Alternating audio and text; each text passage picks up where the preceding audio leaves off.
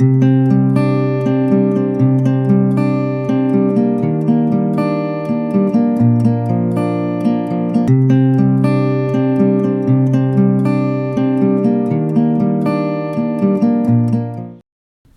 To journey episode 19। बहुत दिन बाद जर्नी का ये एपिसोड हम पेश कर रहे हैं, जो कि मैं कई बार कह चुका हूँ कि जर्नी कभी नरम तो कभी गर्म, कभी तेज तेज, कभी धीमे धीमे। It's always, in most cases, especially in the creative field, for most people pursuing a creative field like films, it is like a frog on the barbed wire situation, जो कि शायद मैं पहले भी कभी जिक्र कर चुका हूँ। दरअसल 2 जनवरी 1979 को जब मैं लंदन में ही था और अपनी फिल्म एक बार फिर की शूटिंग कर चुका था, पोस्ट प्रोडक्शन का काम चल रहा था, तो 2 जनवरी 1979 को इंडिया टुडे की तरफ से, जो कि बहुत बड़ी मैगजीन तब नहीं थी, उसकी तरफ से एक कार्ड आया मेरे पास, न्यू ईयर कार्ड। उन दिनों उसके एडिटर होते थे कराड़िया, छोटू कराड़िया, मेरे दोस्त थे, लंदन से दिल्ली आए थे और इंडिया टुडे का काम संभाला था, तो शायद उनकी तरफ से आई थी। वो बड़ा दिलचस्प कार्ड था, एक कटीला तार, उसके ऊपर एक मेंढक झूलता हुआ बैलेंस करने की कोशिश कर रहा है।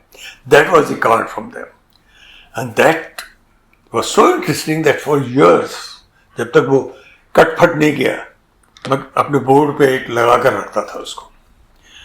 तो लाइफ जनरली मैंने देखा, it's a frog on the barbed wire situation, balance करने की कोशिश, ज्यादा हिल भी नहीं सकता क्योंकि नुकीले तार है। मैंने ये देखा कि इसमें निकलने के लिए अगर कुछ करना है तो you have to be different. एक बड़ी घिसी पिटी सी टर्म है हमारी लाइन की, मीडिया की लाइन की, जिसे कहते हैं आउट ऑफ बॉक्स सिचुएशन।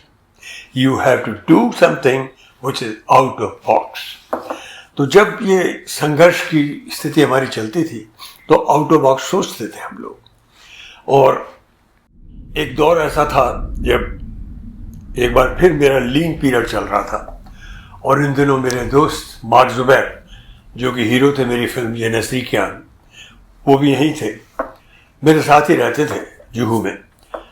तो हम दोनों को एक ख्याल आया है कि हमें we should do something collaboratively, something on the lines of a series, television series, which was presented in UK and USA by the famous director who had since passed away, called Orson Welles. और उन्होंने ही वो एक series को present किया करते थे, the crime stories. तो mark Zubair और मैं अपने उस लीन पीरियड में नए नए आइडियाज सोचते थे, आउट ऑफ बॉक्स आइडियाज सोचते थे। तो एक आइडिया हमने क्रिस्टलाइज किया, what about crimes of passion stories. और मैंने एक टाइटल मुकर्रर किया और कहा, उसका नाम रखा since, because basically they were about passion, murder mysteries about which were driven by passion. तो सिंस नाम से मैंने एक पेपर भी बनाया, एक प्रेजेंटेशन भी बनाया और मेरे ऊपर थोड़ा फ्रेंडशिप का साया रहा था यश चोपड़ा जी का, उनको बताया, उन्हें बहुत पसंद आया।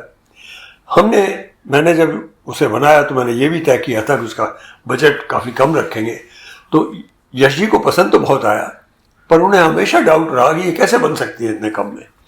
तो वो उस डॉक्यूमेंट को अपने ड्रॉर में रखते थे, लेकिन स्टेप नहीं उठा रहे थे। तो एक दिन मैंने उनसे पूछा, सर मेरा ख्याल है आप you have fallen out of the idea. उन्होंने एकदम ड्रॉर खोली, बोली देख लिया, पर यार तेरे बजट में मुझे विश्वास नहीं होता, तू बहुत कम बता रहा है। बात चली गई।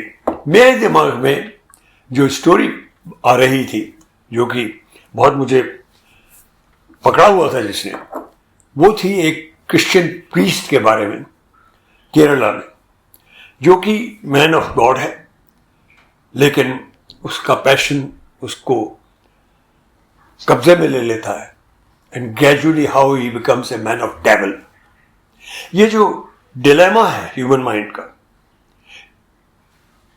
गॉड एंड डेविल, इसके बीच इसके झंझावात की कहानी, मुझे वो जो मैंने अखबारों में पढ़ी थी, वो क्योंकि वो एक नहीं थी, दरअसल 3-4 दफ़े ऐसी घटना हुई थी, ख़ासतौर पर केरला में, और विदेशों में तो बहुत बार हो चुकी थी। तो मुझे वो बहुत इंटरेस्ट कर रही थी, एक तरह का स्टिंग मुझ पर डंक सा लग गया था, और मैंने उस पर काफ़ी मटेरियल इकट्ठा किया और उस पर मैं स्क्रिप्ट करने लगा। स्क्रिप्ट लिखता था फिर छोड़ देता था, क्योंकि मन कहता था यार ये बन नहीं पाएगी, इसे लोग कभी पास नहीं होने देंगे, तो मैं रुक जाता था। 1988 से मैंने काम करना शुरू किया, थोड़ी स्क्रिप्ट लिखी फिर रुक गया, फिर थोड़ी और लिखी रुक जाता था, क्योंकि सेल्फ डाउट पैदा हो जाता था। इस दौरान अचानक एक दिन खबर मिली, किसी चैनल ने ही फ़ोन किया मुझे, mister Pandey you are very good friend of Mark Zubair. एकदम मैं चौंक गया, क्या हुआ? क्या आपको नहीं मालूम, वो तो नहीं रहे। I was really shocked. Mark had passed away. He had developed lots of ailments, especially because of his drinking habit वगैरह वगैरह। उसके शरीर के काफ़ी अंग खराब हो चुके थे, और एक बहुत ही ज़हीन इंसान, हैंडसम इंसान चला गया था। अब मुझे उसके साथ किया हुआ वायदा याद आया कि हम दोनों क्राइम्स ऑफ पैशन स्टोरीज बनाने की सोच रहे थे। जो वादा हमने आपस में किया था एक दूसरे से, ये वादा मार्क की यादगार में मुझे पूरा करना है। और मैंने एक दौर आया कि मैं जुट गया और मैंने स्क्रिप्ट पूरी कर ली, मेरी स्क्रिप्ट बन गई, और मुझे स्क्रिप्ट में बहुत विश्वास हो गया, और मैंने उसका अंदाज लगाया, बजट वगैरह लगाया। तो ये बात थी 2002-2003 की। मैं तब एक चैनल से मैं अलग हुआ था। वो चैनल मैंने ही शुरू करने में मेरा ही हाथ था, और मैं ही उसका प्रोग्राम हेड था, चीफ कमिश्निंग एडिटर था, तो उससे निकला ही था, और मैंने इस पर काम करना शुरू कर दिया। और एक दिन मैं यश चोपड़ा जी के पास राय लेने पहुंचा। मैंने कहा, यश जी एक ऐसे प्रोजेक्ट में बना रहा हूँ, 1 करोड़ के अंदर बनाना चाहता हूँ, और मैं सोच रहा हूँ मैं कूद जाऊँ। मेरे पास साधन थे नहीं, पर मैंने सोचा था कहीं से किसी तरह से जुटाऊंगा, कुछ उधार लूँगा। वो ज़माना था कि मेरी क्योंकि मैं चैनल से भी निकला था, तो मुझे लोन मिलने के आसार थे बैंकों से। तो यश जी को जब मैंने उसकी 1 लाइनर सुनाया, तो उन्होंने बड़ा अच्छा रिएक्शन दिया मुझे। तो उनका बना बात तो सही लग रही।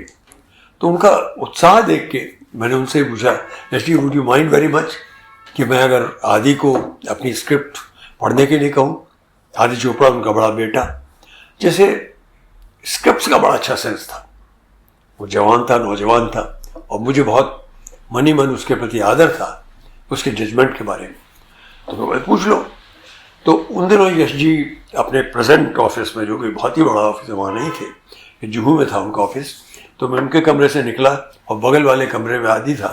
नॉक किया दरवाजे में, मैंने कहा आदि 2 मिनट बात करनी है। वो बाहर आ गया। मैं कहा Adi I want you to read a script.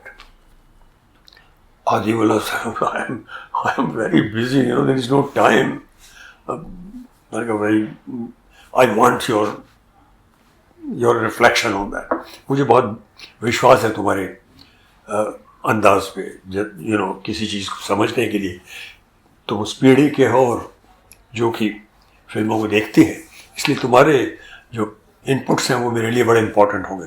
और सर फिर टाइम देना पड़ेगा। मैंने कहा कितना टाइम? तो सर हफ्ता 10 दिन तो लगेंगे। मैं कहा ले ले। मैंने स्क्रिप्ट आदि चोपड़ा को दे दी, और 10 दिन से 1 आध दिन पहले ही यश जी का फ़ोन आया, भाई ज़रा आओ, ज़रा मिलना है तुमसे। तो मैं गया, तो बोले यार आदि को तेरी स्क्रिप्ट बहुत पसंद आई है, तो हमने सोचा है कि हम रिस्क लेते हैं। तुम इसे अंग्रेज़ी में बनाना चाहते हो, हम अंग्रेज़ी में इसको ट्राई करना चाहते हैं एज ए एक्सपेरिमेंट। कमिटमेंट हो गया, हमने काम शुरू किया, और फिल्म बन गई। और क्राइम्स ऑफ पैशन की स्टोरी बनाते बनाते कुछ अंदर ही अंदर एक किस्म का एवोल्यूशन हुआ मेरे खुद के अंदर। बिकॉज उसके अंदर जो परतें थी, गहराई थी, उनको परफॉर्म करते वक्त, उनको लिखते वक्त से ज़्यादा उनको परफॉर्म करवाते वक्त एक अजीब ही डेप्थ आनी शुरू हो गई और मुझे आगे की स्टोरीज भी उद्वेलित करने लगी। ये कहानी बनाते वक्त एक अजीब चीज़ हुई, and that's what the second point is which I want to say, that when you are doing something in a sense of struggle, जद्दोजहद, संघर्ष, then not only you have to be out of box, जो सब लोग बना रहे हैं उससे अलग होनी चाहिए। ये सब्जेक्ट भी बिल्कुल अलग था, साथ में ये अंग्रेजी में भी बना रहा था।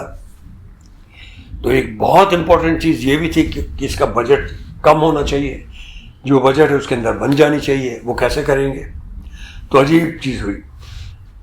एक फिल्म मैंने बनाई थी सच, उसकी पूरी कहानी बॉम्बे की थी, लेकिन उसको जाकर के त्रिवेंद्रम में शूट किया था, क्योंकि वहाँ से एक सब्सिडी मिलती थी उन दिनों और मेरे लिए आसान था उसे वहाँ बनाना। अब जब मैं सिंस बना रहा था, जो कि केरला की कहानी थी, त्रिवेंद्रम की भी कहानी थी, वो मुझे स्टेज करनी पड़ी बॉम्बे और अलीबाग वगैरह में।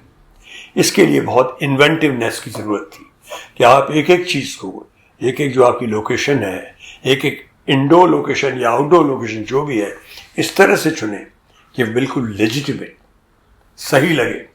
तो ये एक उस तरह का इम्तिहान भी था। अब सिंस जिसकी बहुत प्रशंसा हुई है, वो विमियो पर हमारे ही प्लेटफॉर्म साझा सिनेमा में दिखाई जा रही है। आपसे प्रार्थना करते हैं, आपसे रिक्वेस्ट करते हैं, प्लीज़ वॉच।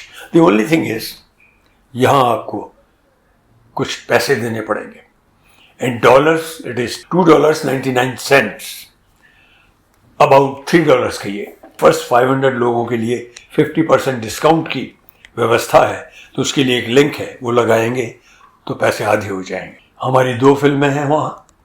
एक फिल्म है अंडरटेकर, जो मेरी रीसेंट फिल्म है, और ये मेरी नई फिल्म है जो कि उस पर रखी गई है। फिल्म पहले बनी हुई थी पर अभी हमने उस पर डाली है। तो you are welcome to watch my films undertaker and sins on विमियो।